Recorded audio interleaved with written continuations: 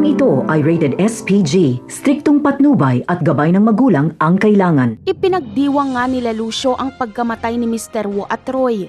Maituturing nila itong tagumpay dahil si Lucio na ang papalit sa kanila. Si Lucio na ang kanang kamay ni Angkong.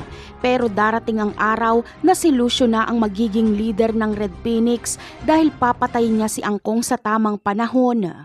Samantala, gagamitin naman ni Lucio ang galit at puot sa puso ni Santino para mapatay si Tanggol. Pero hindi nahantong sa kagustuhan ni Lucio na magpatayan si Tanggol at Santino. Dahil sa hindi inaasahang pagkakataon ay maririnig ni Santino ang pag-uusap ni Edwin at Kidlat na ginagamit lang nila si Santino para mapatay si Tanggol. Dagdag pa ni Edwin ay kapag mapatay na nila si Tanggol ay papatayin niya na si Santino. Sa kabilang eksena naman ay sa paggising nga nila Enteng ay wala na si Tanggol. Maagang umalis si Tanggol pero hindi nila alam kung saan ito nagpunta.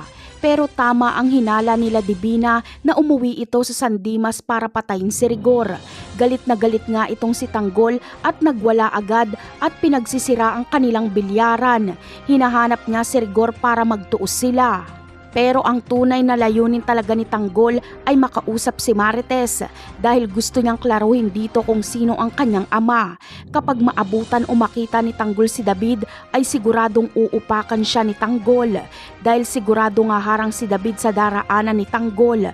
Walang kaalam-alam si David na alam na ni Tanggol ang totoo, kaya bugbog ang aabuti ni David kay Tanggol. Napakarami pa nating dapat abangan sa mga susunod na episode.